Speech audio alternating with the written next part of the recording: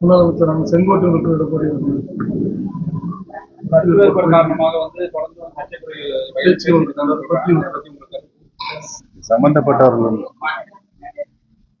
இது குறித்து இந்த சம்பவம் குறித்து சம்பந்தப்பட்டவர்கள் தான் இந்த கேள்வி கேட்க வேண்டும். செங்கோட்டையன் அவர்கள் மூத்த கழகத்தினுடைய மூத்த தலைமை கழகத்தினுடைய நிர்வாகியாக செயல்பட்டிருக்கிறார். புரட்சி தலைவர் காலத்திலிருந்து அம்மாவுடைய காலம் வரை அவர் கழகத்திற்கு பணியாற்றியிருக்கார் என்பதை தெரிவித்து சிறப்பான முறையில்.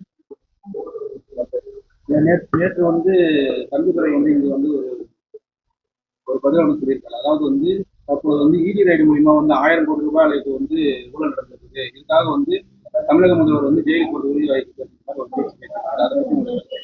கெஜ்ரிவால் போன மாதிரி இவரும் வந்து மதுபான ஊழல் வந்து உள்ள போவார். யாரு டெல்லியில வந்து இப்பொழுதுதான் சோதனை நடைபெற்று இருக்கிறது. சோதனையுடைய இறுதி கட்டத்தில் யார் எந்த மாதிரியான தவறுகளை இழைத்திருக்கிறார் என்பதை தெரிய வருகின்ற பொழுது நான் என்னுடைய கருத்தை சொல்கிறேன். ஆனால் இது ஒரு மோசமான செயல். வரிகட்டாத சரக்கு நேரடியாக டாஸ்மாகில் சென்று விற்பனை செய்வது என்பது அரசனுடைய வருவாயை மறைமாற்றி வேறு பக்கத்திற்கு திருப்புகின்ற ஒரு மோசமான நிகழ்வு என்பதை தெரிவித்துள்ளது. 2026 சட்டமன்ற தேர்தல் எங்களை பொறுத்தவரையில் இதயம் டாக்டர் புரட்சி தலைவர் எம்ஜிஆர் அவர்களும் இந்த இயக்கத்தை நிறுவி மக்கள் இயக்கமாக உருமாற்றினார்கள்.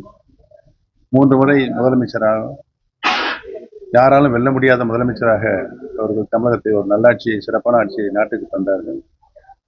புரட்சி தலைவர் அவர்களை தொடர்ந்து மாண்புமிகு அம்மா அவர்களும் 30 ஆண்டு காலம் கழகத்தினுடைய பொதுச் செயலராக பணியாற்றி இந்த இயக்கத்தை யாராலும் வெல்ல முடியாத இயக்கமாக உருமாற்றி கழகத்தினுடைய தொண்டர்களிடத்திலும் நிர்வாகிகளிடத்திலும் தந்திருக்கிறார்கள்.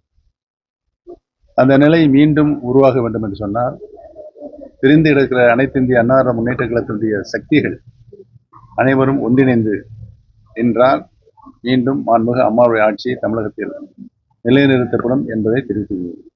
தமிழக வெற்றி கழகம் விஜய் வந்து கூட்டணி ஒருவர் பேசப்படுகிறது. அன்பு சகோதரர் திரு சிறந்த திரைப்பட நடிகர் திரு விஜய் அவர்கள் அரசியல் கட்சி துவக்கியிருக்கிறார்கள். அந்த இயக்கம் எந்த இலக்கை நோக்கி சென்று கொண்டிருக்கிறது என்பன அவர்தான் கொள்கை முடிவிலான விளக்கங்களை வழங்கியதன் அவர் குறித்து நான் என்னுடைய பதிலை சொல்லுவேன்.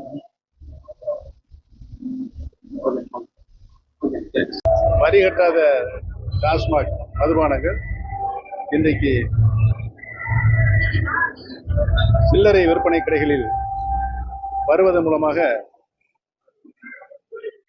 அமலாக்கத்துறையினுடைய சோதனையின் போது கிட்டத்தட்ட 1000 கோடி ரூபாய் என்ற அளவிற்கு இங்கு முறைகேடு நடைபெறுவதாக செய்திகள் வருகின்றன.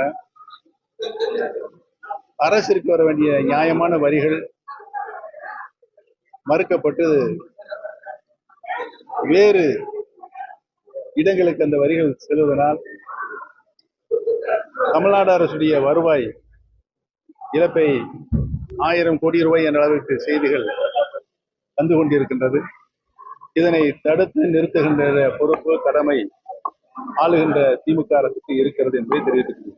தமிழக மக்களும் அனைத்து இந்திய அண்ணா முன்னேற்ற கழகத்தில் இருக்கின்ற தொண்டர்களும் 2026க்குள் ஒன்றிணைந்து மீண்டும் மாண்புமிகு அம்மாவுடைய ஆட்சியை மலரச் செய்வதன் நம்பிக்கை எங்களுக்கு இருக்கிறது என்பதை தெரிவித்துள்ளது.